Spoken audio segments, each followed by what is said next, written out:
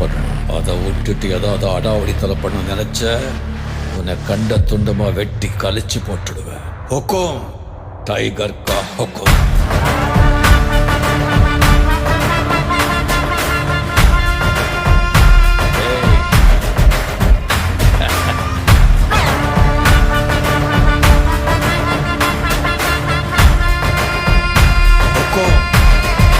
tiger